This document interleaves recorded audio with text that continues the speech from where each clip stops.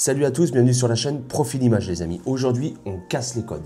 Pourquoi on casse les codes? Tout simplement parce que je vais vous expliquer aujourd'hui que vous pouvez largement vous passer d'un grand angle. Enfin, c'est un 24 mm, ça fait partie des grands angles, même si c'est un petit grand angle. Un vrai grand angle, on part plus sur du 14 ou du 16 ou 18.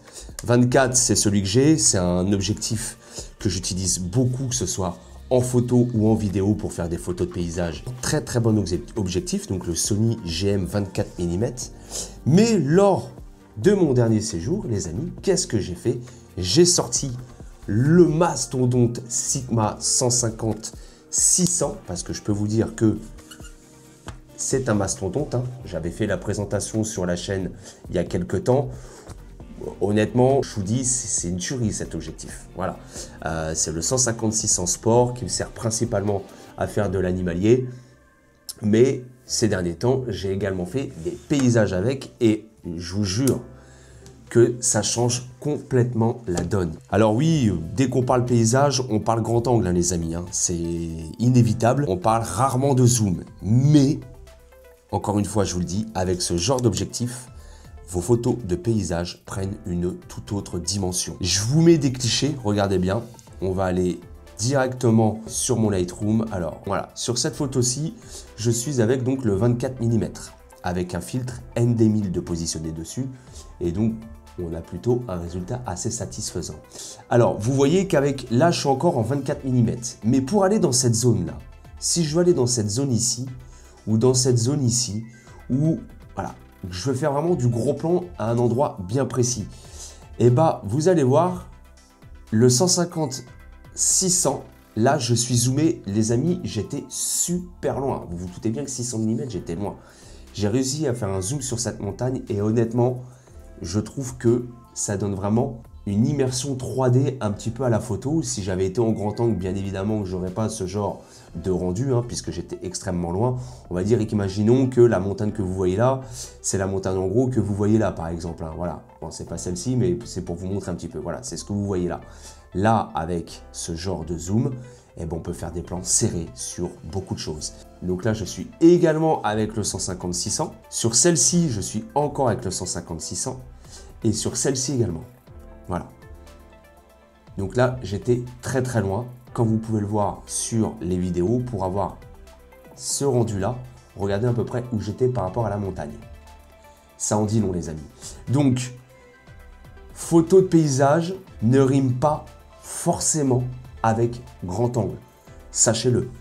C'est lourd, c'est contraignant, c'est imposant, mais vous aurez des résultats. Voilà, regardez celle-ci, c'est pareil. Celle-ci, j'étais avec mon 150-600. Voilà, et enfin, moi, ces photos-là, je les trouve magnifiques. Je suis un amoureux de la montagne, donc forcément, je ne vais pas dire qu'elle... Voilà.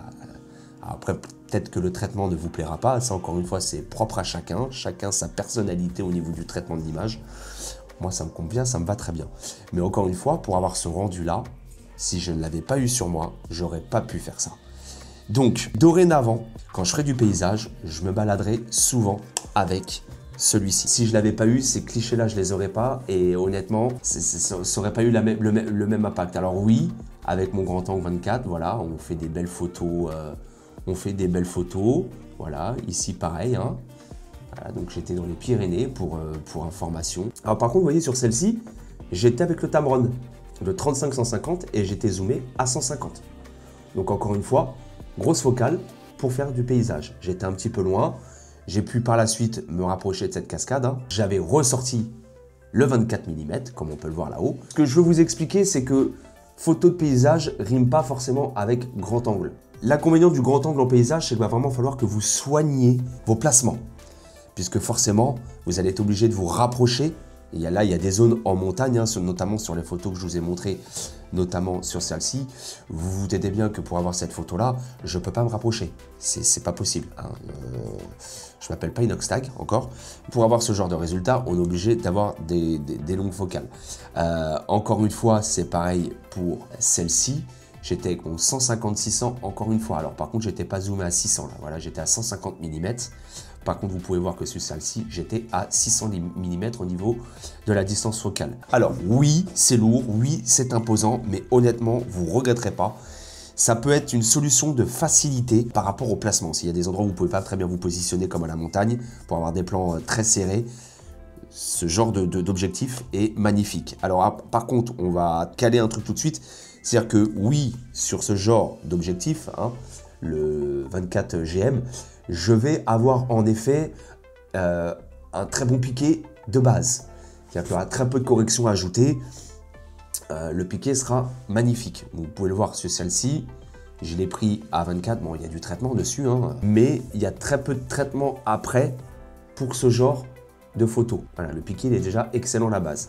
Avec le Sigma 150, j'aurai un petit peu plus de traitement entre guillemets d'image à faire, mais je vais être honnête avec vous, les amis, avec tous les logiciels qui existent aujourd'hui, moi je traite mes photos avec DxO pour le traitement de base de l'image et après je passe par Lightroom pour peaufiner l'ensemble de l'image.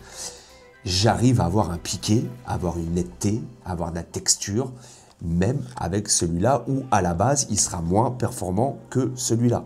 Alors à un moment donné on parle tous de piqué, de rendu sur les objectifs, oui, mais attention, aujourd'hui avec les logiciels de retouche, on peut, je vais pas dire on peut égaliser, d'accord, ça reste une focale fixe, contrairement à celui-ci, mais honnêtement on a des résultats vraiment excellents. Enfin les amis, je vous remontre une photo que j'ai prise, voilà, honnêtement je peux zoomer, regardez, je vais avoir de la texture, je vais avoir de la netteté, enfin, je veux dire, ok, il va falloir aussi soigner vos placements également, hein. C'est pas parce que vous avez une grande focale comme ça qu'il ne faut pas soigner votre composition, mais ça aide parfois en fonction de ce que vous voulez faire. Les endroits un petit peu difficiles d'accès, on va dire, je vous conseille d'avoir une grande focale comme ça.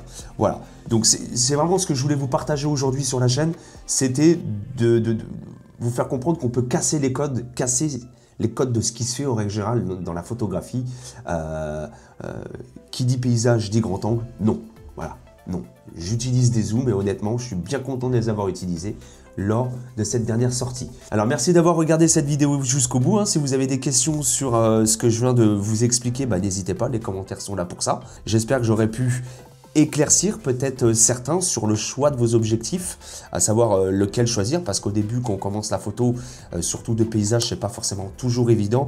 Alors attention les amis, petite parenthèse, hein, le paysage, c'est quand même mieux d'avoir du grand angle, hein. Voilà, il faut toujours que vous ayez le grand angle sur vous, parce qu'une photo de paysage, justement, il faut que ça soit quand même à la base, je dis bien à la base, quelque chose où l'image va être élargie, où on va avoir un visuel global de la scène, si je puis dire, d'accord? Là, c'est vraiment pour faire des prises, je reviens là-dessus, c'est pour faire des prises serrées dans des environnements précis, difficiles d'accès, et vous pouvez mettre l'accent sur vraiment un sujet bien précis, comme la cascade de glace que je vous ai montré juste avant, d'accord? Sans cet objectif-là, j'aurais pas pu y aller. J'avais pas ce qu'il fallait, j'aurais pas pu avoir accès à cette cascade de glace. Le fait de l'avoir, hop, facilité, boum, gros plan, et on l'a, c'est en place. Voilà, donc n'hésitez pas à complémenter votre set quand vous faites du paysage avec une longue focale. Je vous dis, ça vous servira et vous serez même, je pense, agréablement surpris. A très vite sur la chaîne pour de nouvelles aventures. Portez-vous tous très bien. On se donne rendez-vous sur mon site profilimage.fr et sur mon Instagram profilimage pour des choses assez sympas en partage. A très vite la team. Ciao. Bye.